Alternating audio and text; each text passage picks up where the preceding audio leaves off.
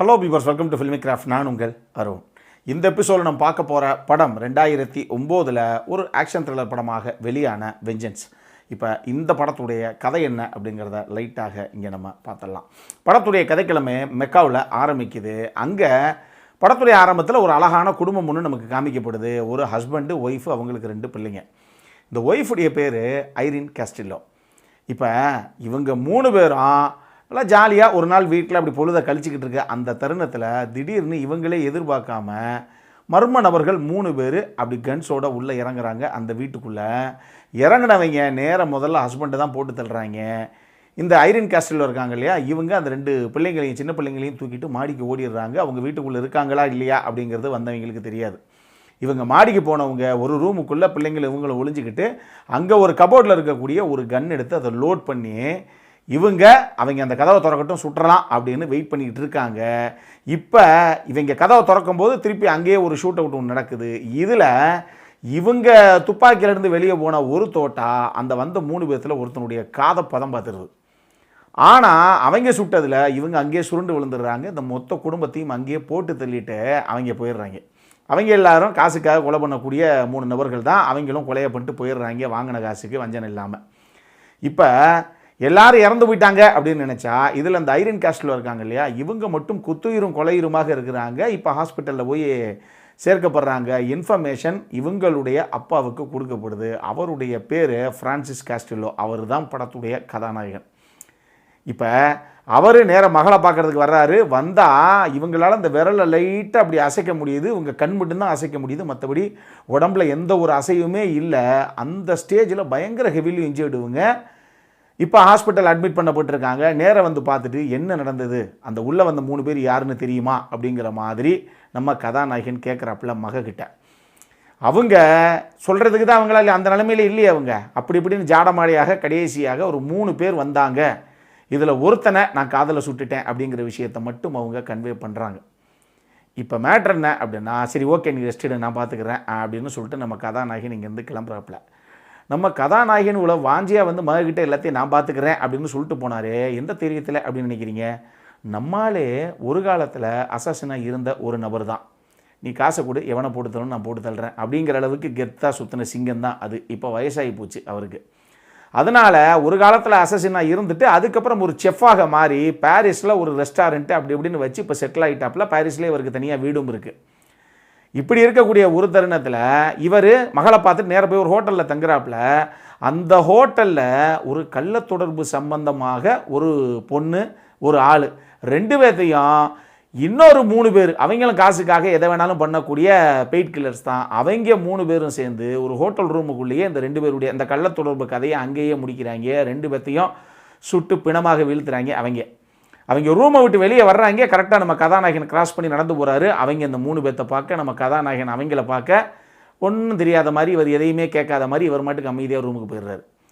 ஆனால் இந்த கேஸை, அதாவது அந்த உள்ள கள்ளத்தொடர்பு 2 பேர் இறந்து கிடக்குறாங்க இல்லையா, அந்த 2 பேருடைய பாடியை போலீஸ் கைப்பற்றி அடுத்த கட்ட விசாரணைக்கு போகும்போது போலீஸ் டிபார்ட்மெண்ட்லேருந்து நம்ம கதாநாயகனை தான் கூப்பிட்டு விட்றாங்க விட்னஸாக. உண்மையை சொல்லுங்கள் அப்படின்னு ஒரு 5 பேர்த்தை நிற்க வச்சு, இதில் எவனையாவது நீங்கள் பார்த்துருக்கீங்களா, இதில் எவனாவது ஒருத்தன் தான் அந்த கொலையை பண்ணான 2 கொலையும் அப்படின்னு கேட்டால் கதாநாயகனுக்கு ஞாபகம் இல்லை, சரியாக தெரில அப்படின்னு சொல்லிடுறாப்புல. இப்போ விஷயம் என்ன தெரியுமா, இவர் ஒரு காலத்தில் அசசினாக இருந்தார் அப்படிங்கிறதெல்லாம் ஒரு பக்கம் இருக்கட்டும். அதெல்லாம் தாண்டி நம்மளுக்கு ஒரு பஞ்சாயத்தில் ஒரு குண்டு மூளைக்குள்ளே போயிடுச்சு. இதனால் அவருக்கு ஷார்ட் டேர்ம் மெமரி லாஸ் இருக்குது. நம்மளால் ரொம்ப, அதாவது சின்ன வயசில் இந்த மாதிரி மருமகன் அப்படிங்கிற ஒரு சில விஷயங்களை தவிர புதுசாக பார்க்கக்கூடிய எதையுமே இவருடைய மைண்டில் இவரால் மெமரியில் வச்சுக்க முடியாது. கொஞ்ச நேரம் தான் மெமரியில் இருக்கும்.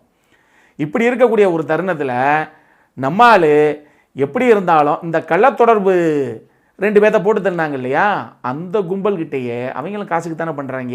ஏன் அவங்க கிட்டையே நம்ம மகளுடைய குடும்பத்தை சூறையானவனை நீங்கள் கண்டுபிடிச்சி எனக்கு தரணும் அப்படின்னு சொல்லி நம்ம ஹெல்ப்பை கேட்கக்கூடாது அப்படின்னு சொல்லி முடிவு பண்ணி அவங்கள அப்ரோச் பண்ணுறாரு நம்ம ஹீரோ. இதுக்கப்புறம் இந்த கதையில் என்ன தான் நடந்தது, இதுதான் இந்த படத்துடைய மொத்த கதையை.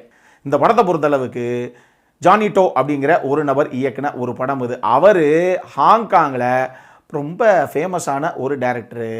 நம்மால் படம் எடுத்தாலே உண்மையாக சொல்லணும் அப்படின்னா குவென்டின் டாரண்டினோவே நம்மளுடைய ஃபேனா. அப்போ பார்த்துக்கோங்க நம்மால் படம் எப்படி இருக்கும் அப்படின்னு. இவருடைய கதைக்களங்கள் எப்படி இருக்கும், அவருடைய படங்கள்லாம் எப்படி இருக்கும் அப்படிங்கிறதுக்கு இந்த படம் ஒரே உதாரணம். இது ஒன்றை பார்த்தாலே ஒரு படம் எப்படி இருக்குங்கிறது நீங்கள் தெரிஞ்சுக்கலாம். அந்த மாதிரி ஒரு சம்பவத்தை தான் இந்த படத்தில் பண்ணி வச்சுருக்காப்புல. எக்ஸ்பெக்டேஷன் இங்கேயே தெளிவாக செட் பண்ணிடுறேன்.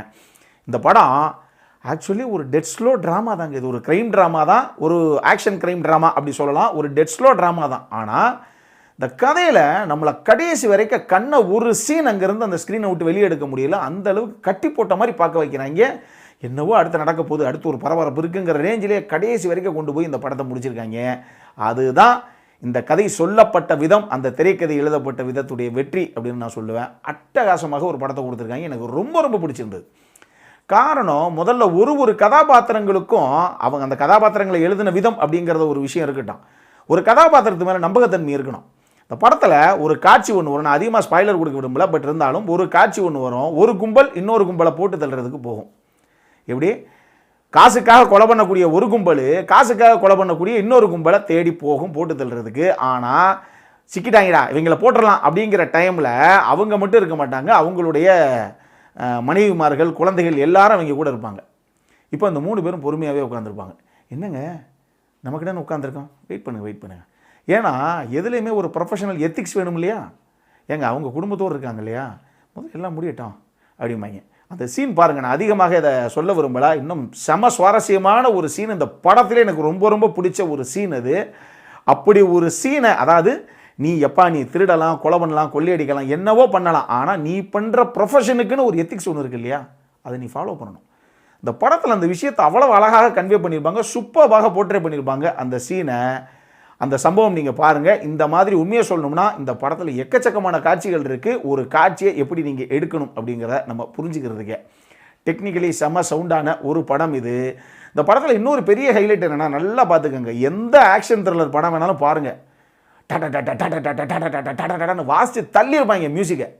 இந்த படத்தில் எங்க மியூசிக் டைரக்டர் எங்கே படத்தில் இருக்கிறாரா இல்லை பிளாங்காகவே படத்தை விட்டாங்களா அப்படிங்கிற ஒரு ஃபீல் தான் நமக்கு வரும். எங்கேயுமே அதிகமாக நம்ம படத்தை பார்க்கும்போது நம்மளுடைய மைண்டை டைவர்ட் பண்ணுற மாதிரி எந்த ஒரு பேக்ரவுண்ட் ஸ்கோரிங் எங்கேயுமே இருக்காது. படம் ரொம்ப சைலண்ட்டாக இருக்கும். ஆக்ஷன் சீக்வன்ஸில் எல்லாம், அந்த படத்துலேயும் ஒரு 2-3 ஆக்ஷன் சீக்வன்ஸ் இருக்குது. அந்த சீக்வன்ஸில் எல்லாம் டம்முன்னு வெறும் துப்பாக்கி சத்தம் மட்டும்தான் கேட்குதே ஒழிய, நம்ம அந்த இடத்துல அவங்களோட அந்த ஃப்ளாட்டுக்குள்ளேயோ இல்லை அந்த அப்பார்ட்மெண்ட்டில் இருக்கிறோம்னா எந்த மாதிரி ஒரு ஃபீல் நமக்கு கிடைக்குமோ அதை அப்படியே நமக்குள்ளே இறக்கியிருப்பாங்க. எந்த ஒரு மியூசிக்குமே பெருசாக தேவையில்லாமல் அங்கே இருக்காது. அதுதான் அந்த ஆக்ஷன் சீக்வன்ஸ் எல்லாத்தையும் அந்த அளவுக்கு லைவாக நமக்குள்ளே கடந்துச்சு அப்படின்னு நான் சொல்லுவேன். இந்த படத்துடைய மிகப்பெரிய ஹைலைட்டு ஜானி ஹாலிடே. அவர் தான் கதாநாயகனாக, யார் நம்ம ஃப்ரான்சிஸ் காஸ்டிலோவாக பண்ண ஆர்டிஸ்ட்டு, செம்மையான ஒரு ஆக்டர், அட்டகாசமாக பண்ணியிருக்காப்புல இந்த படத்தில். இந்த வயசுக்கார் என்ன பண்ண முடியும், என்னென்ன பண்ணுவார், அது அந்தளவுக்கு அழகாக போர்ட்ரே பண்ண ஒரு கதாபாத்திரம் சூப்பராக புல் ஆஃப் பண்ணியிருந்தார் அவர்.